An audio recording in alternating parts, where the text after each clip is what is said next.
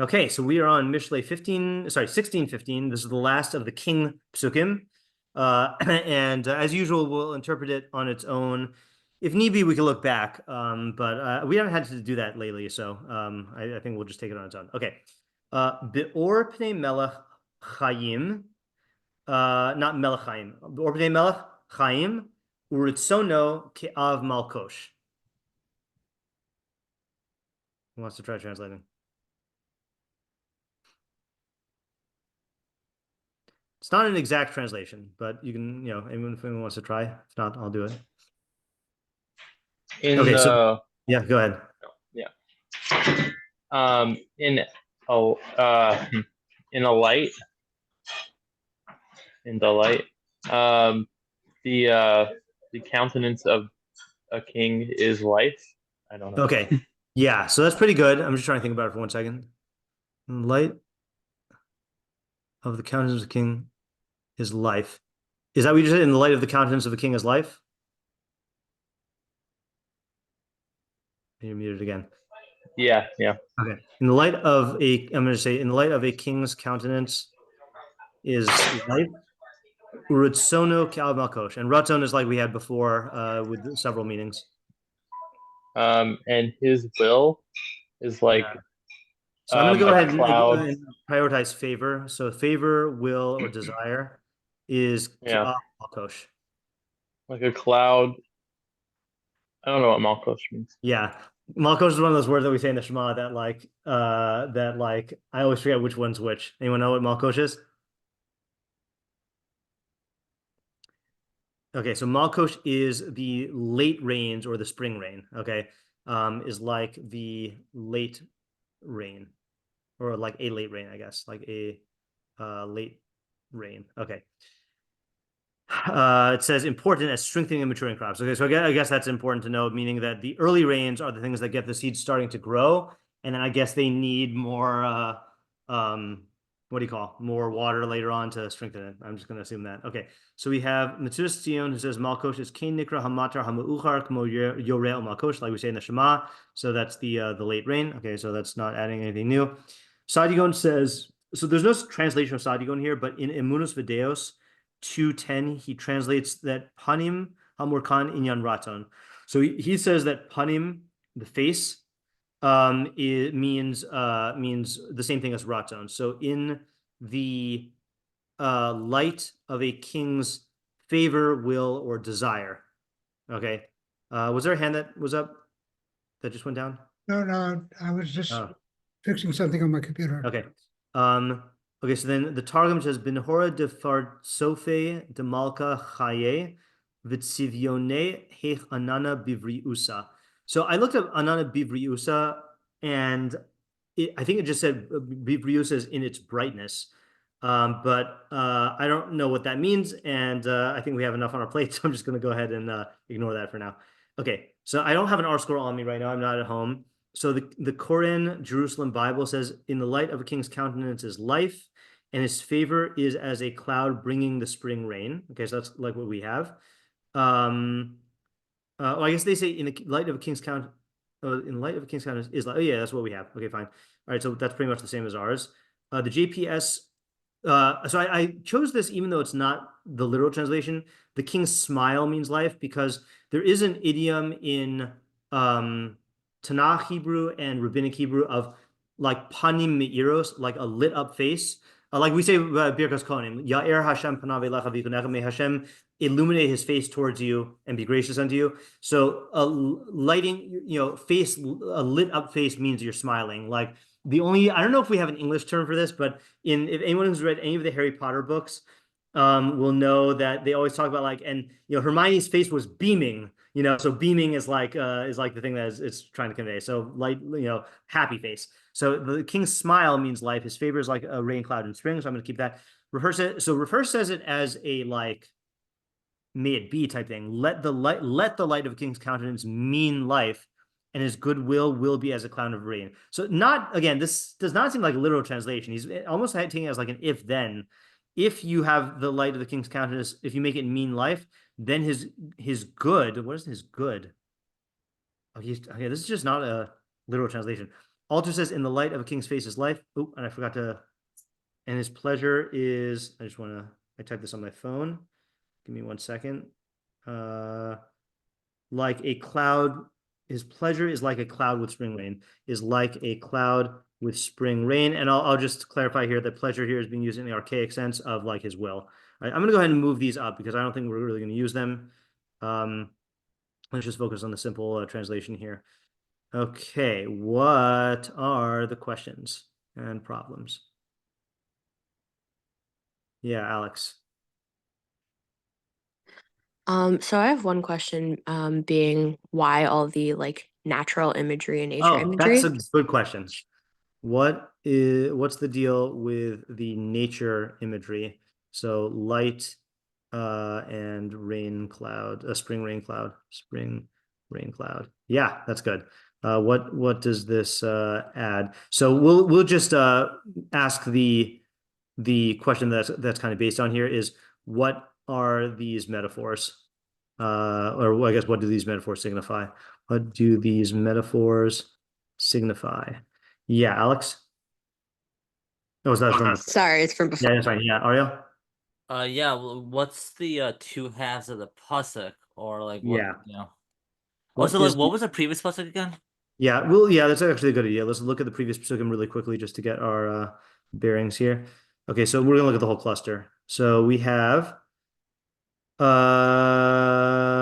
starting with 9. Nope, starting with 10. Kesem al sifsei melach b'mishpat lo yimal piv. So there is a charm on the lips of a king. In judgment, his mouth will not betray. Helas umozne mishpat lashem ma'aseu kol abnei kis. A scale and balance and scales of judgment belong to Hashem. His deeds are all the stones of a pouch. Toavas Hashem, Toavas Malachim Azos Resha. An abomination of kings is the doing of wickedness. Kibitstaka Yukum Kise, because with righteousness his throne will be established. Rutzon Malachim Sifsei Tzedek V'Dover Yesharim Ye'ahav. The favor of kings is lips of righteousness, and one who speaks uprightly he will love. Hamas Melech Malachim Mavis. This is one we did last week. The wrath of a king is angels of death. The Ish Chacham Yechaperena. The wrath of a king is angels of death, and a wise man will remove it or atone it. And then we have our pasuk. Yeah. Okay. Next is my dad. It's meant by the king's countenance. Yeah. What is meant by the king's countenance? Right. So let's just say, I'm going to say, or the light of the king's countenance, because I'm not even sure if we're supposed to take those together. So is this like, yeah, I guess just what is it? Yeah. Okay, fine. Yeah, Rifki? What is, I know we asked like why the nature stuff, but what does like a late rain actually signify? Like what are we supposed to learn from that? Yeah. All right. So I'm going to tack that on this question. The light of the king's countenance, and a cloud of late rain. Yeah, Ayala? What does it mean? Like, what does life mean? What does it mean that it is life if it's in light of the king's countenance? Right. What does life mean here? I'm gonna say like, is it? Yeah. So I'm gonna say, what does life mean here? And is it connected with the angels of death, or I guess agents of death, in the previous pasuk? Because it, now that we have reread it, actually, I'm gonna just copy and paste the pasuk here. Mishlei 16:14.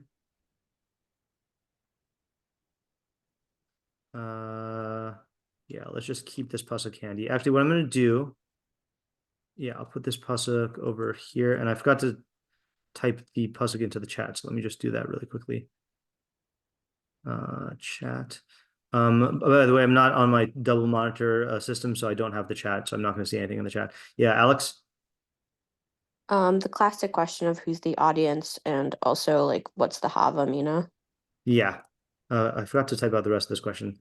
All right, so what's the relation between the two halves of the pasuk, and then who is the intended audience, and then what is the hava amina? What would we have thought if Shlomo didn't tell us this? Yeah, Isaiah. Is this pasuk is really putting like the king's countenance and his wrestle in like a very positive light, but I feel like the king like could be positive but could be negative. Like, Okay. so like Yeah. why are we saying such like great things about his wrestle and his like countenance when those like are like kind of dangerous things to me? Okay, yeah. So I think that's what I was hesitating about when I added to the when my dad asked this question, which is king's countenance is neutral, like it depends on what it is. So there's something bothering me just about how to read this based on what you're saying, Isaiah. Give me 1 second. All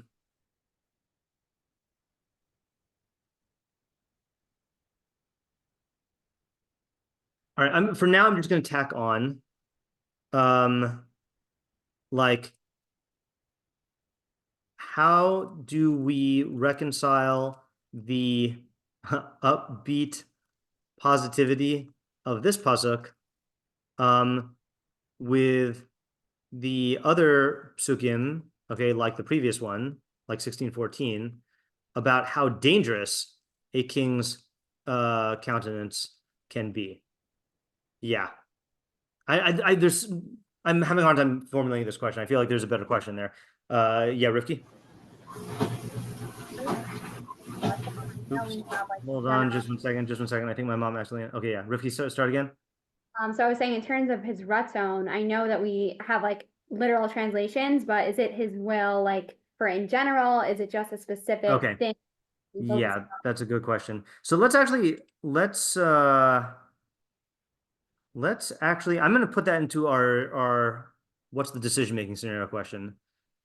What is the decision? It doesn't have to be here, but that's what my intuition says. What is the decision-making scenario here? Is this are these general statements about the king's lit up countenance and favor, or do these refer to specific instances of these two things? Yeah, I guess. Yeah. Next is my mom. Yes. This may have already been covered somewhere, but the light and dark imagery, especially his favors like a rain cloud in spring, is rain, dark, and is cloud dark, because cloud is usually on the darker side and not light, like revealing or hiding something or that kind of thing. I don't know how. Yeah. All right, sure. I'll add that into the natural imagery, or should I add that into the opposite pasuk? Yeah. What is the relationship between the two halves of the pasuk? And is the light of his countenance supposed to contrast with the darkness of rain clouds? Is there like an enlightenment factor, or am I reading too much into it? Yeah. All right. It's good observation. Okay. What else do we have here?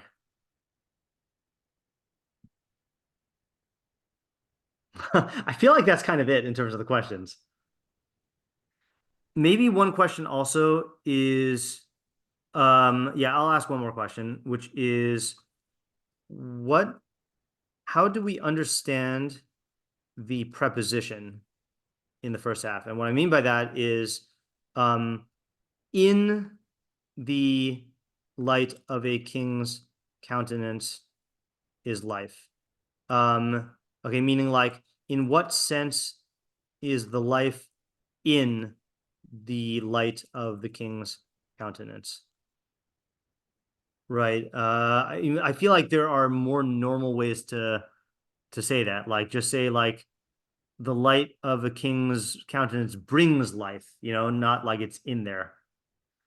Yeah. We also should ask the question that we have asked on these other king pesukim is, what kind of king are we talking about?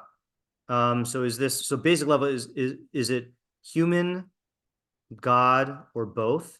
And then if human, is this all kings or only good kings?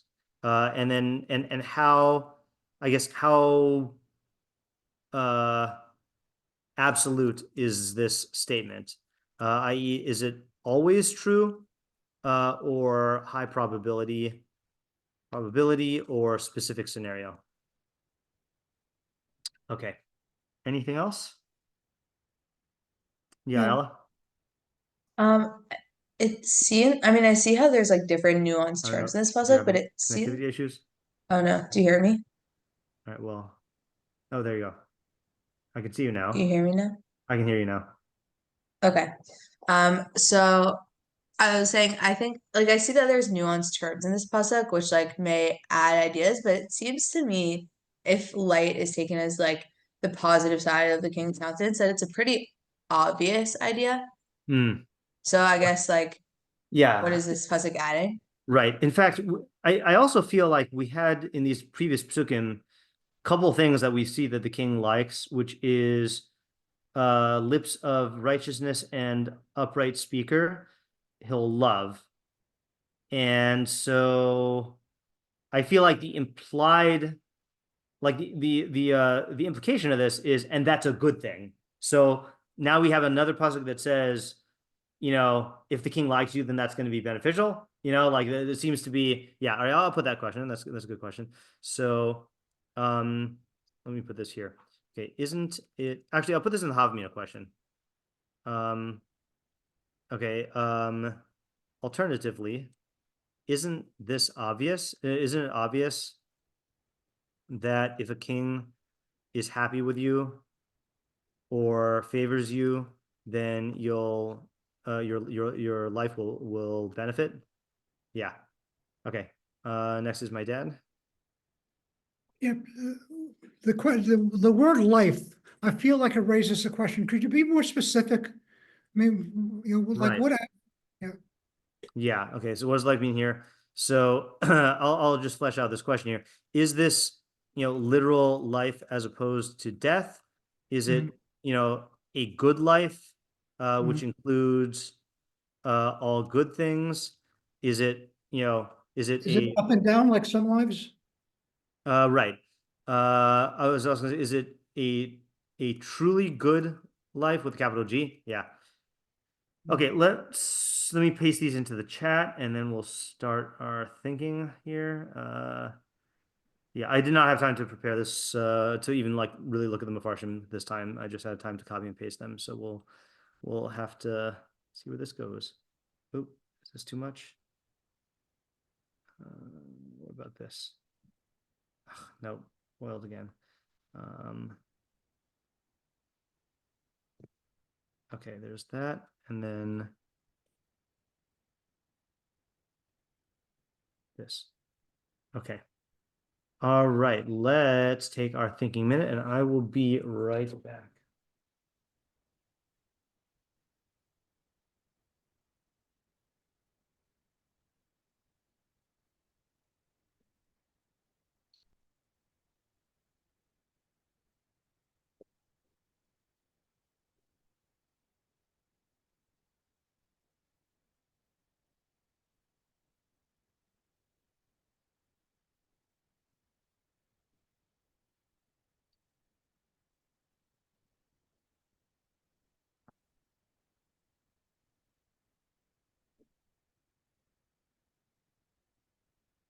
Yeah, I feel like, I just want to, I don't know if this is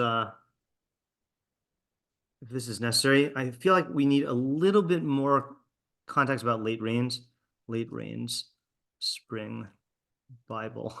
Let's just see if there's any I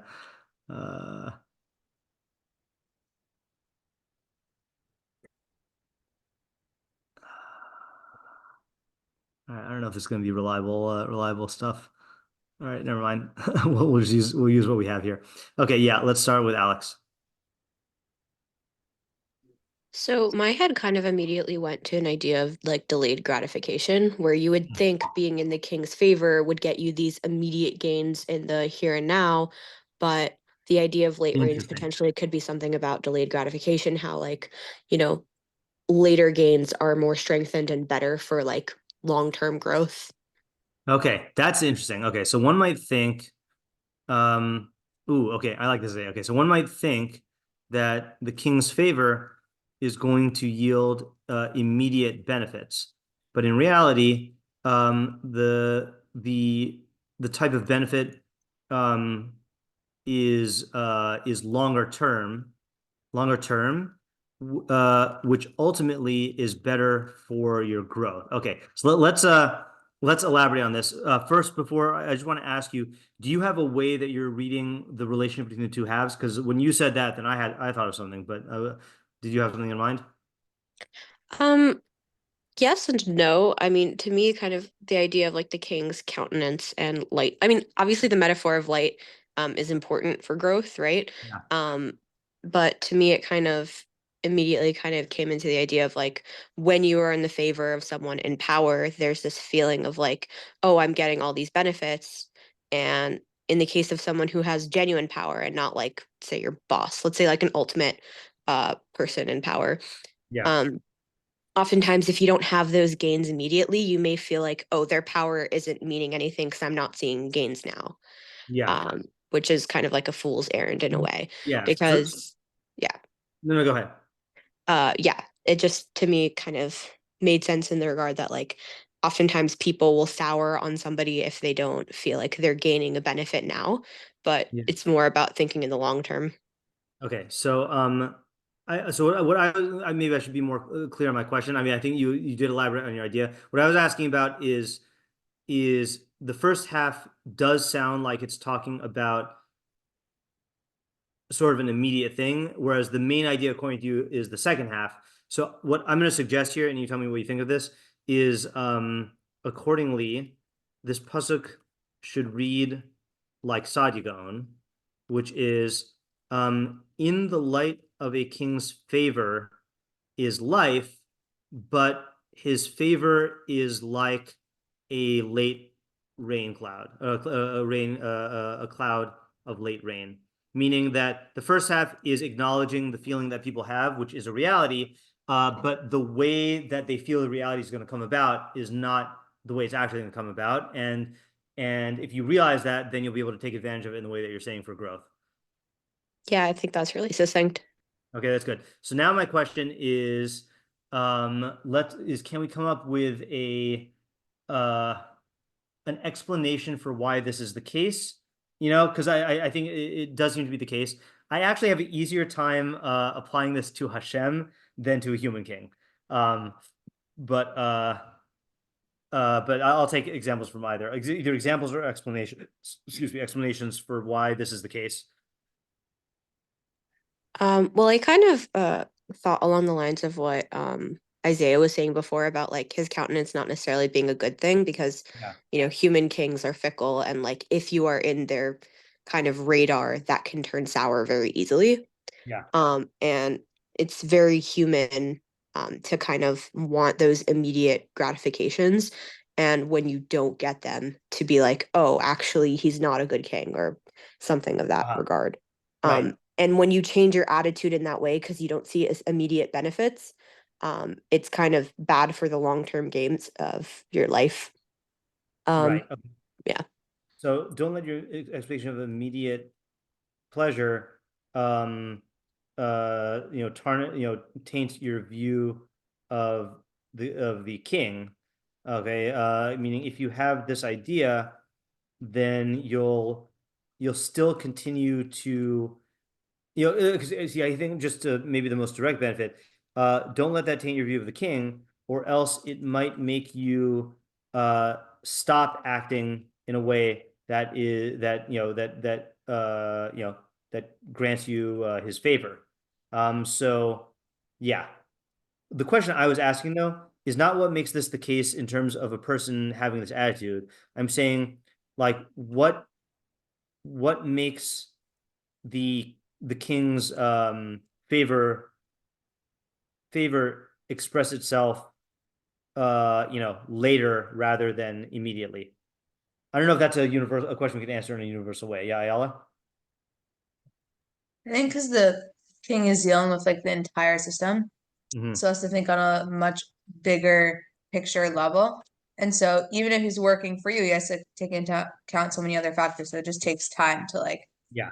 get everything together. Yeah, you know what this reminds me of? And maybe Ayel, you've already had this experience, but like or Rifki also, I find that when I teach, I don't think I ever had this problem with boys, but like teaching like usually 9th or 10th grade girls, if you don't call on one of them immediately, then they take it personally like you hate them, and they don't understand that when 5 people raise their hands, one person has to come first and the other person has to come second and the other person has to come third. And so like, it's just like, that's what the king is dealing with, but just on a much, much, much bigger level, that he has so many things to deal with. And then everyone is really trying to get his favor. And he also has to track all of it, So, I mean, I don't know if anyone else thought of this example, but anyone think of an example when Alex said this idea about like a king delaying his favor and it ended up being like really good?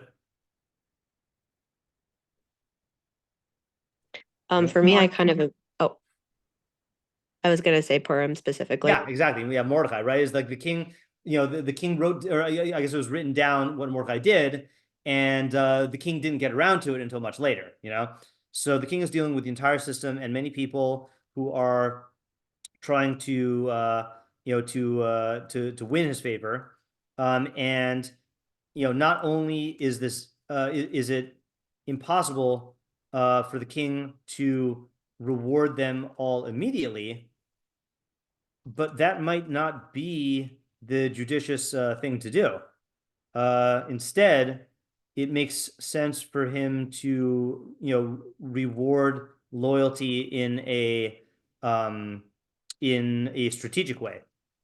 Okay, so one example of this. I mean, anyone want to say the example that that's going on right now in the United States? I think it fits. Even if you don't agree with his decisions. Anyone know what I'm talking about?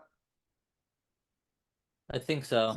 Yeah. Picking cabinet members. Yeah, Trump is picking all of his cabinet members and rewarding them for their early loyalty, and their continual loyalty. And so a lot of these people, I mean, what do you call it? I saw an article about I don't know if it's all of the people who were in the running for being his running mate, but like they all have cabinet positions now, and so that's something that, again, whether or not they're good decisions, it is an example of this phenomenon. Yeah. Okay. Anyone have any other examples or developments of this idea? Yeah. On the shot level. Yeah, because after that, I want to go to talking about Hashem on this idea. Yeah. All right. Yeah, I have something that that's in line with Alex's idea, but starting off a little differently. Sure. I think that it's talking about how the individual should relate to the king, because look, the reality is the king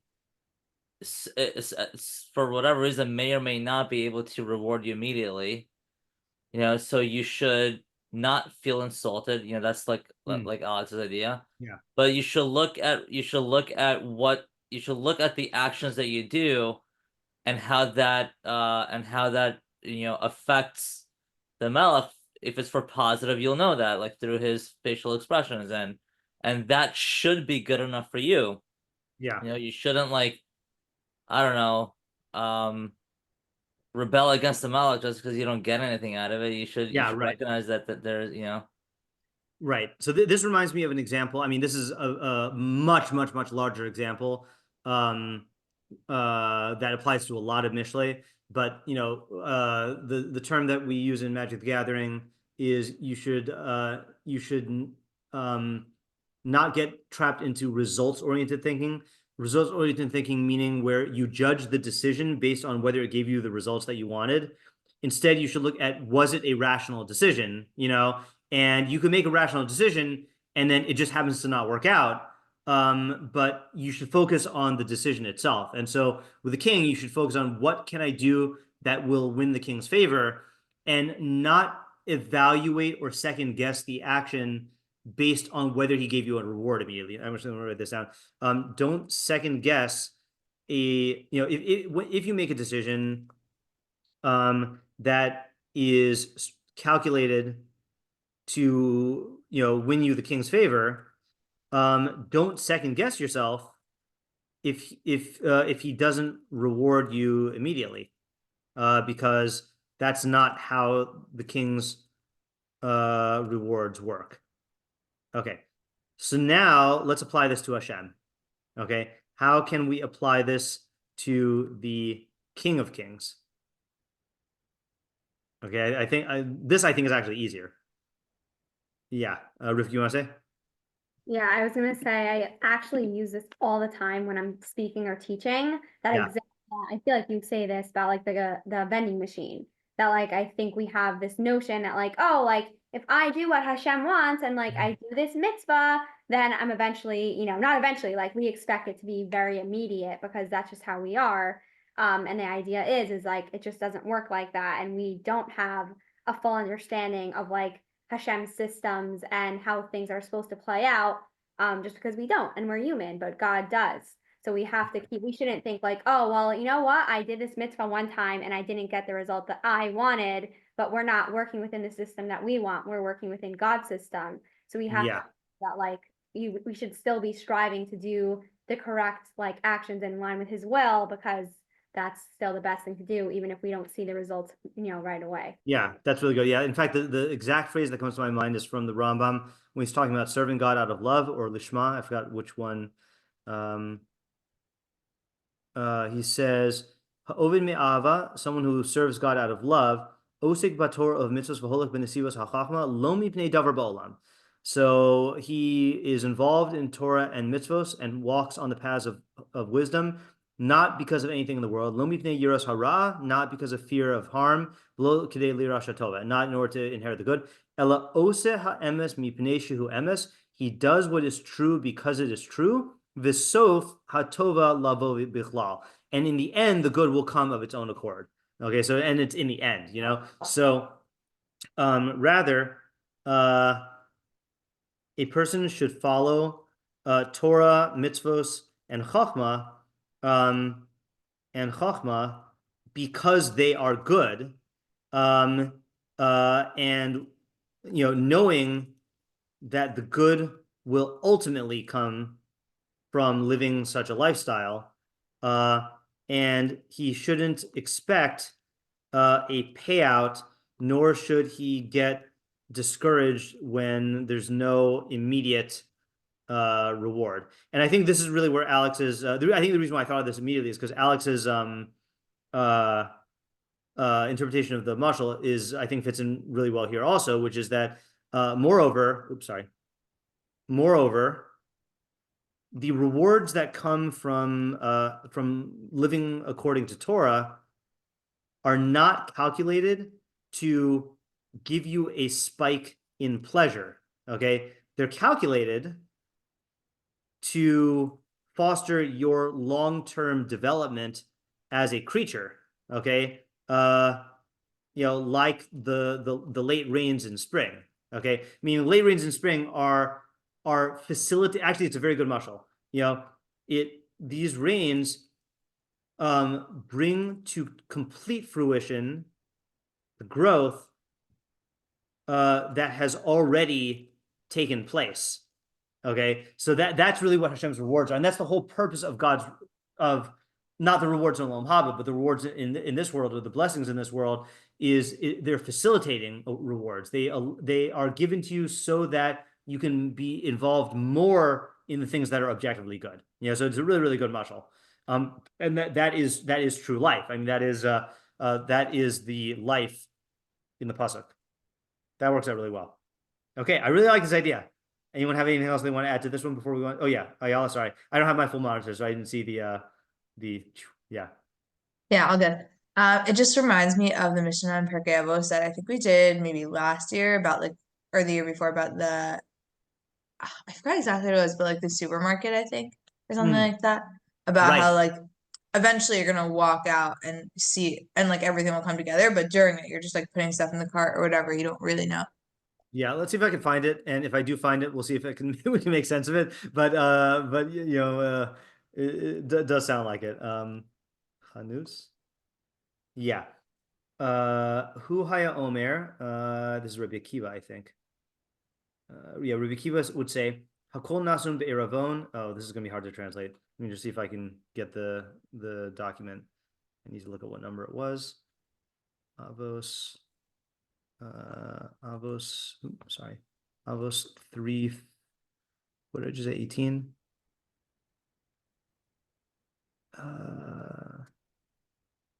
Let's just try this one. I don't know what that means. No, if I can't find it. Avos 3:19. No. All right, we'll just use the English here. He used to say everything is given on collateral and a net is spread over all the living. The store is open. The storekeeper extends credit. The ledger is open. The hand writes. Whoever wants to borrow may come and borrow. The collectors make their rounds constantly every day, and they collect from a person whether he realizes it or not, and they have what to rely upon. They have what to rely upon? Is that? Oh yeah, that's what it is. The judgment is true, and everything is prepared for the banquet. Was there another one that was similar to that about the your employer is trustworthy to pay you your salary or something like that? I don't know. This fits into one of those. Yeah. All right, that's good. That's good. Okay. I think we're back up to Isaiah. Yeah, Isaiah, you're up. Okay, my idea was that, so maybe what this is saying is that the king, like, he has the ability to have it be that the light of his countenance is Chaim, and his ratzon is like spring rain. Like, it can be that like he brings about great, like, wonderful changes in the world, but like that only can happen like if everyone sort of supports him in allowing those changes to like flourish and like have it be a society. So I think the message of the pasuk is saying that like people should support the king and not like, obviously they should do what they can to like be part of the society that the king is trying to run, and not Okay, like, that's really good. So the message that tear it down. should support the king's system again, and this is obviously assuming that it is righteous. And when they do, they'll all reap the benefits. Yeah, that's a good message. Right, meaning that, so what the mistake then is, what would you put the havamina? So what is the mistake or the hava amina? I mean, obviously it means that they're not Like, going to. I guess that the king's, this is more of like an emotional havamina, but that the king operates separately from the people. That he does his thing and you do your thing. Okay, so Like, one havamina is the king operates separately from the people. He does his thing and you do your thing. Anyone have a different answer to that? I think that's good. That's definitely possible. I mean, you see that in again, the system I'm most familiar with is a school, and like, I don't think students are operating in the assumption that I should help the principal do her job, because then that's going to make everything better, like that's just not, it's just, no, that's, I don't even think they're thinking that's whatever. That's their job. This is my job, but yeah. Anyone have another havamina? Yeah, I think it's an emotional havamina, but I think, okay, well, I'll give you the example after, is I think people know that the king is capable of tremendous instant benefit, okay? So they have like unrealistic expectations that he'll just dish out whatever they want when they want it, okay? In reality, the king's ability to do this is dependent on a flourishing kingdom, and the only way to get that, to get there, is with the cooperation of the people.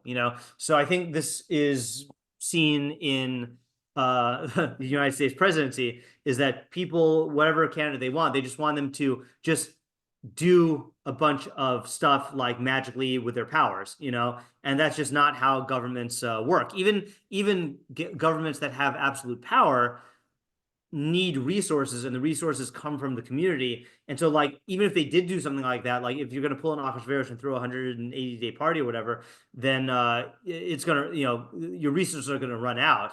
So you can't just like expect the king to do that. Just because he can do that in his job description does not mean that you should expect him to do that now. and it doesn't mean that you're exempt from like doing your part in the system to help bring that about. So I think that's good. All right, that's a great idea, Isaiah. That is like the reverse that I deleted. Let the light of a king's countenance mean light. Well, okay, it's not exactly like it.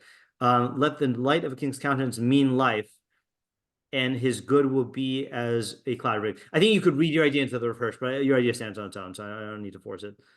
Okay, good. Anyone have anything they want to say on this before we go to Ayala? Okay, Ayala. Okay, something on this first also, just, I mean, Sure. you may have been referring to this, but I think taxes are a good example that people like Yeah. don't want to pay taxes because it's so annoying, but that's how things get done. Yeah, that's good. Yeah, I was thinking about the back of my mind, but I was like, that's too emotionally charged of an issue. Yeah, and Fair enough. and government spending, like it might not be good.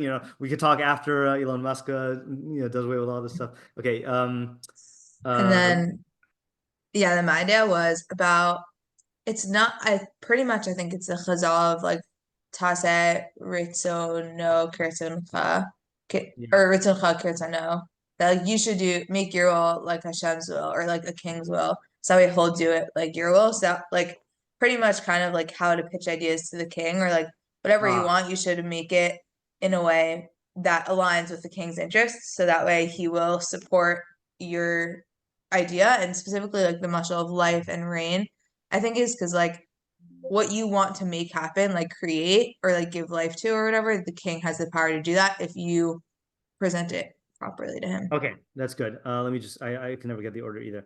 Aseh ritzono kirtzonacha, make his will, Aseh ritzono kirtzonacha, like your will, and he will enact your will like his will. If you're pitching an idea to the king, highlight the benefits to him, and that is what will unlock his life-giving countenance towards you. And what was the second thing you said? I was still thinking about this while you were saying the second part. I was just saying the mashal, like the life, is that like whatever you want to create, he has the ability to, like it's like kind of the resources is what it's alluded to. The resources. Okay, good. That's a good idea also. Right. I just want to note really quickly, are all of these? Yeah, all of these are really directed at the king's subjects. Okay, fine. Rivki. So I don't know if this is like a full idea in and of itself. I think like I was just concentrating on like the late rain specifically, just because I felt like there was no opposite to light. Like I was like, okay, like maybe darkness will be involved or whatever, but it wasn't. Like instead we have rain.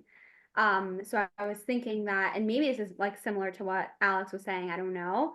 But that with a late rain, that rain is needed. That it's not just like, oh, like we get rain and then things grow, but like when rain is late, then like the systems of like the crops and stuff are being affected, and like they need that rain. So I think that this is a message to like the king and to the people, that like the king has to realize that the things that he's doing for the people are not just benefits, but they're actually like needed in the system in order for the system itself to like work and to grow. And then the same thing for the people, which I think is similar to what others were saying tonight, that they also have to realize that like, okay, like if it's late, like if the things that they think they deserve, quote unquote, are late, like they eventually, if the king is a good king, like it will come and it will like help them, grow, and like, because he knows it's needed. So it's like a counter, I don't know what word I'm looking for, but yeah. Yeah. So this is where I'm also like, this is where like I feel ignorant because I don't really know the agricultural facts here about like, we think of late rain as like it's late as opposed to on time, or late as opposed to early. But like the way that we say this in the Shema is like Yoreh Umal Kosh, like like there's rains at different times that serve different functions. So I don't know for sure, like if factually the mashal lines up with what you're saying, or the mashal works out. But if we assume that, late This is why I rains, should have been a farmer. yeah, exactly. If we assume that late rains is pointing to the fact that these rains are really necessary, then the pasuk is reminding a king that his favor isn't something. Oh, it's saying my internet connection is unstable. Can you still hear me? Okay. His favor isn't something that that he can just deploy or not deploy willy-nilly, right? He needs to to have the well-being of everyone in his kingdom in mind when he shows his favor. Does that capture what you're trying to say? I feel like I kind of am missing something, but I don't know. I think so. Like, I think the point is just like for the king, I think you said it basically that like it's not just like when he feels like it or like, if he thinks it's deserved, but rather like what's actually deserved based on like the system itself. Yeah. Okay. That is the system. Okay. Let's look at some meforshim and see what they say, and then we'll call it a night because got a lot of stuff on the old plate. Okay. Let's do Metzudas David for starters. Why did I make this so small? Let me make this a little bit bigger. 11. Okay. Metzudas David says, let me just get this here. Okay, Metzudas David. In the light. Kishamelach meir panav lemi, when the king, I'll just say smiles at someone, or beams at someone. Umare panim tzehubos, showing him a smiling face, a smiling and joyous face. V'sophokos. He lo l'chaim harbe tova bia. He lo l'chaim. So it will be for that person life. He harbe tova biyad melech, for there is a lot of good in the hand of the king. Okay, this is a very different direction than we were going. This is gonna be interesting to analyze. Urtzono and his favor, ratzon hamelech hu ka'av hamevi malkosh.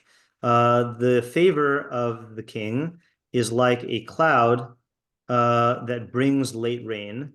Hu hamatar ma'uchar, the rain that comes late. Al hakashin val hamalilos, on the hakash is straw. I don't know what kashin are, and the malilos are what? Aren't the malilos the bundles of stalks of wheat? Let me just ChatGPT this.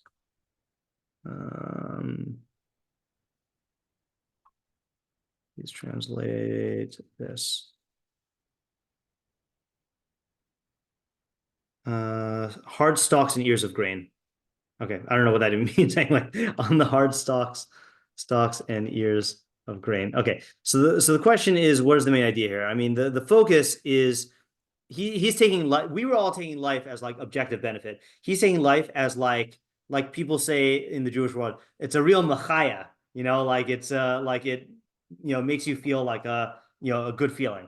And he's tying it to the benefit. He's saying that you feel like, oh, this is life because the king has the ability to do a lot of good. But the emphasis here is on the experience of being smiled at by the king. So the question is, what's the idea?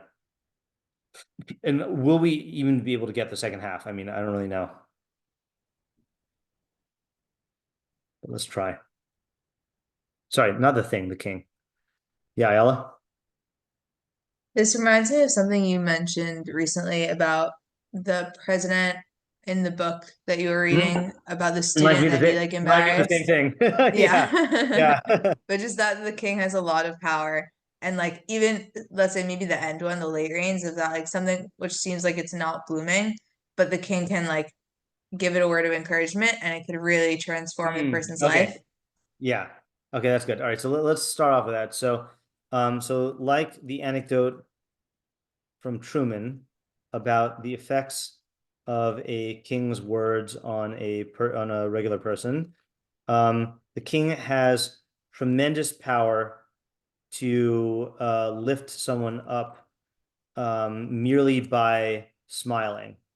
Okay, so that's the first step. And the third step is his favor can be like late rain that can, enhance the, like I guess can level up the quality of the crop. Again, I'm imagining that that's what happens. Okay, even late into the game. Okay, but I feel like we're missing a step in the middle here. Is the favor the reason why? So in other words, okay, what I first associated to, and I'm realizing this is not really the case, I associated to like the way people react when like they get acknowledged by a celebrity, like it's a completely out of proportion feeling of jubilation, right? So I'm sure people do feel that with a king, but that's not what David's saying. He's saying that they feel that, and part of the feeling comes from the fact that the king has so much power, to do good stuff. And that's what the last part connects to, but I feel like we need something in the middle. And I feel like this does seem like it's advice for the king, right? Yeah.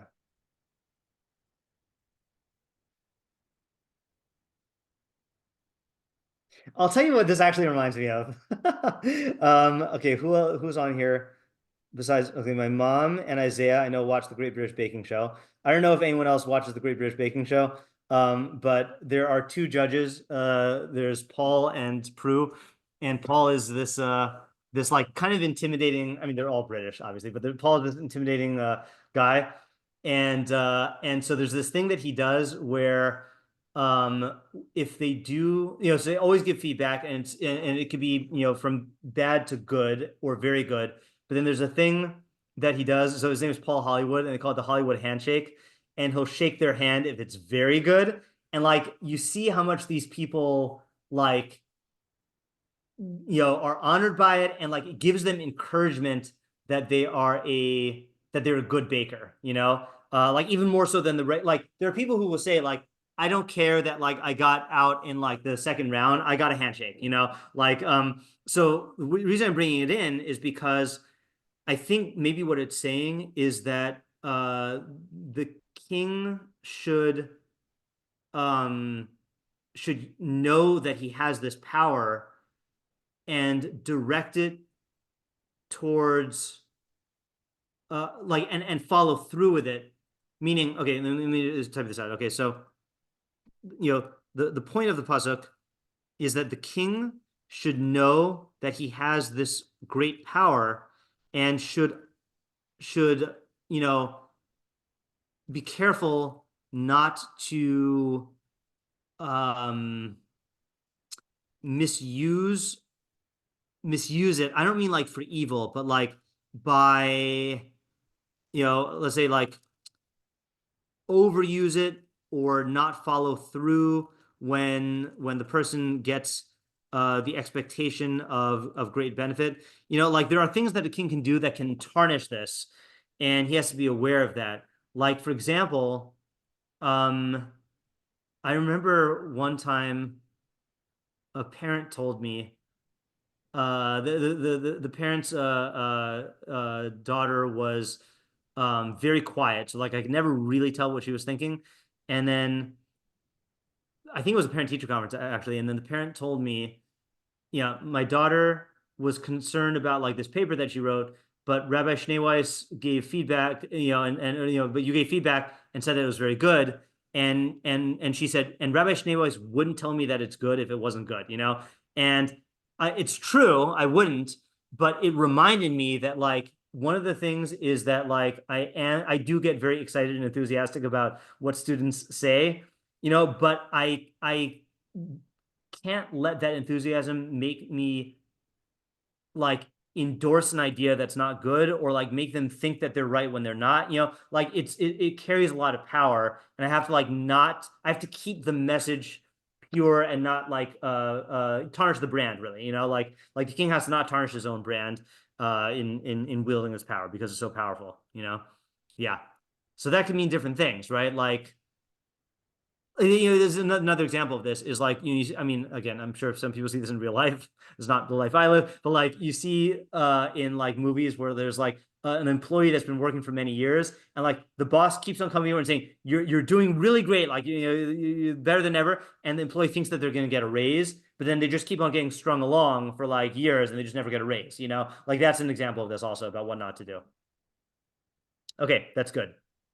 And this is a good one that can apply to anyone who has a position of power within that system. This can apply to anyone who has a position of authority and power within any system. Not necessarily absolute power like what we were saying earlier. Okay, great idea. All right, good. That was good teamwork. Okay, let's do Rבינו Yona. Rבינו Yona says... and this is not even my good Rבינו Yona, so there might be mistakes here. Okay, but Pnei Melech, in the light of a king's countenance, B'hasbaras panav chaim. Hasbaras panav, I think that's just a synonym for with a happy face, like Sever panim yafos. With in his happy face, there is life. Urutzono birtzoso echad mi'avadav. Okay, and his favor, okay, birtzoso echad mi'avadav, when he favors one of his servants, hatoelas mechuberes al haratzon, ena musupekes. The benefit that is attached to the favor is not enough. V'lo asid el himate, and will not come about in the future. I have no idea what this is saying. Kikvar nimtses im haraton, for it is already found with the favor. So he's really going off on that preposition question that I was asking. Why does it say in the light of the king's countenance, I think. With the favor. Kasher im yimalu ha'avim geshem, just like if the clouds are filled with rain. Shatu elas nimsa behem, that the benefit is contained in them. Shnemar, as it is said. Okay, then he says pasuk from Koheles, which is what I was thinking about also. If the clouds are filled with rain, with rain, they will empty onto the earth. That's Koheles 11:3. Ve'in hatoelas misupekas bahem, and I still don't know what he means by that. And the benefit is not sufficient in them. Inyan, as it is stated, ki kasher yired hageshem l'shalig min hashmayim v'gomer. Okay, as the, I'm just going to copy and paste from a place where I know that I wrote the translation of this because I want to get the whole pasuk. Purim. Oop, no, that's not it. Purim.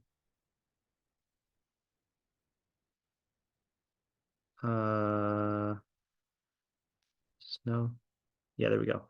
For just as the rain and the snow descend from heaven and will not return there, rather it waters the earth and causes it to produce and sprout and give seed to the sower and food to the eater. Okay, so I think that's the pasuk he's quoting. Okay, I don't know what the point is yet. Okay. Im hirva es art. Okay, he quotes the whole thing. Kim hirva es art v'or pnei melech yoser min haratzon. Okay, the light of the king's countenance is greater than the favor. Ki hasparas panim tore al rov ha'ava, because happy face indicates a great amount of love. Kasher yasmidenu elav, that is constantly on him. B'chol eleh, and now he's to say the point.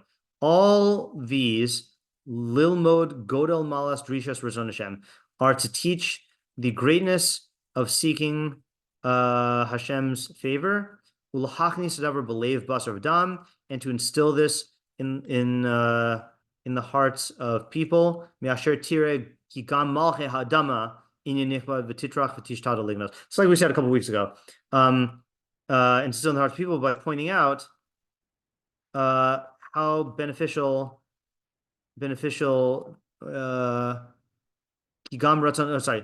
pointing out that even the favor of earthly kings is something valuable, and that you should strive to get it. Should strive to get it.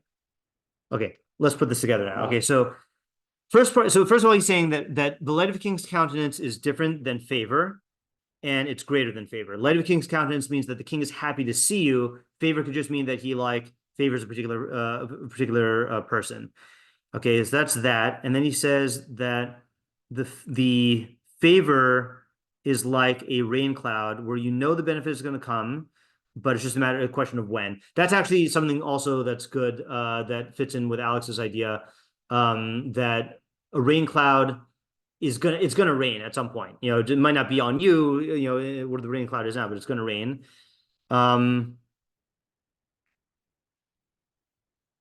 Okay, right. So now there's okay. I think we can get it here. So there are two levels.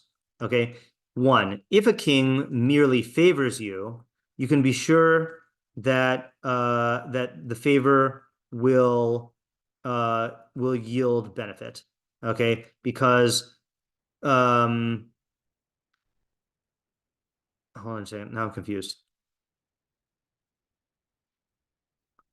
I guess just like the rain clouds. I think that's what he's saying. If you think I'm wrong, just let me know, because I'm trying to follow this. Okay, and then two, but if the king loves you to the point where he rejoices to see you, then you will have life, presumably now, right? I think he's contrasting the rain eventually emptying versus the favor that you get right now, right? In his happy face, there's life. So the question is, what is the main idea here? And then he says that, if these are true with earthly kings, kal v'chomer with God. So what's the main idea beyond what we have? I mean, I think the idea of the rain clouds is not what Alex said, but fits into Alex's idea.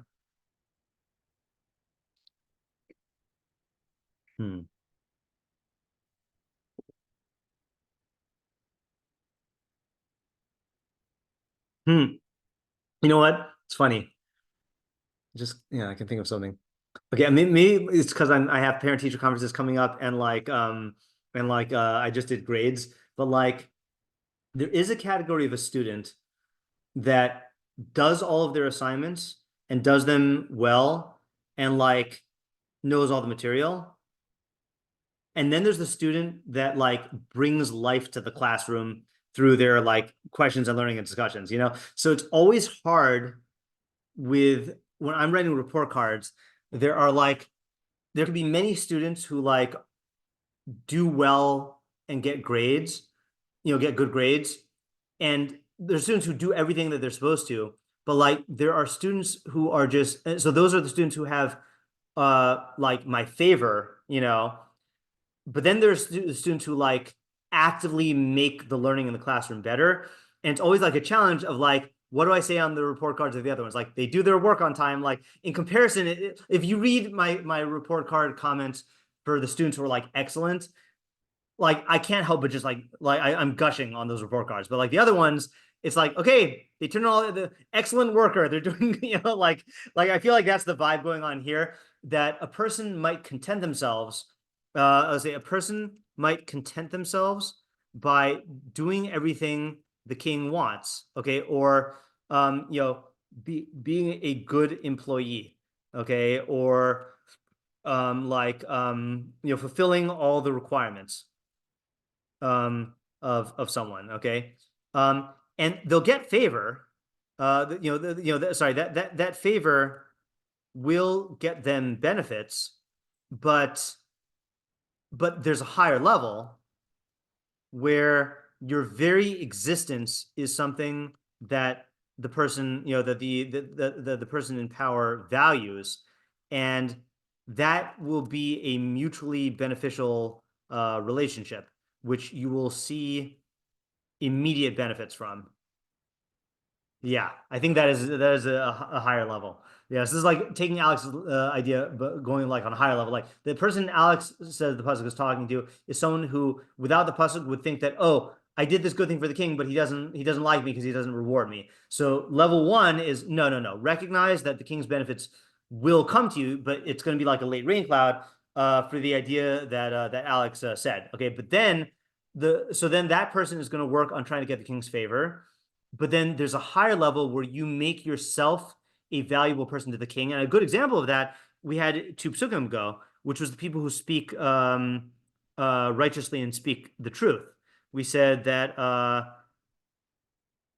Malachim Sifsei Tzedek V'Dov Rishayim Ye'ahav, right? So I think Rבינו Yona was intentionally referring to the Ratzon and the Ava, that I don't remember what Rבינו Yona said there, but like if you are Dov Rishayim, you tell it to the king straight, you know, and you're always honest and always reliable and you have the integrity, then he'll actually love you, and that'll be like a actual the relationship will come from that. The benefit will come from that relationship, not just it'll be paid off later, you know.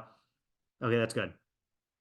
Okay, I think I'm satisfied with this for tonight. This is good. Let's review the ideas and then we'll call it a night. So we had Alex's idea with Ariel's addition, which is that people see the king who has, you know, tremendous power, and they think that, oh, if I can tap into that by benefiting him.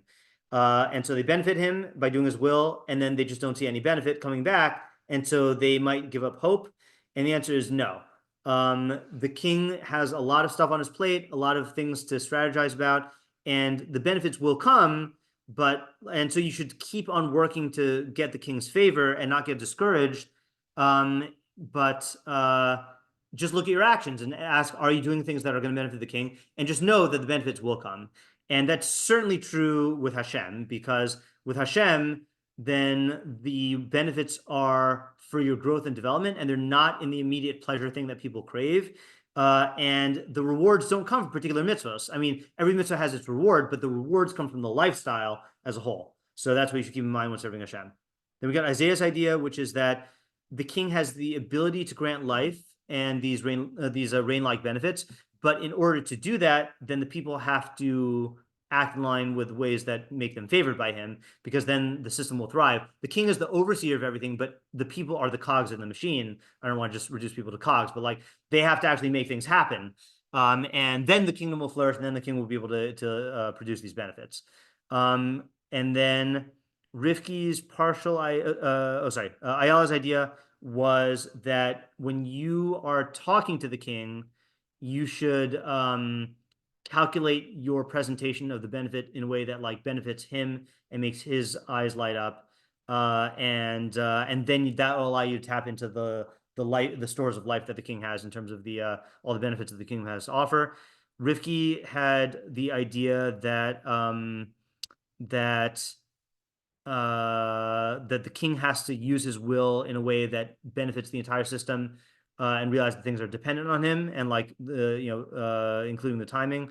But so David's idea was that the king has to realize how much power a smile of his can have, and he has to make sure to not tarnish that brand by making sure that I don't want to say that it lines up with expectations, but that it doesn't dash hopes or dash expectations, because that could really make things bad.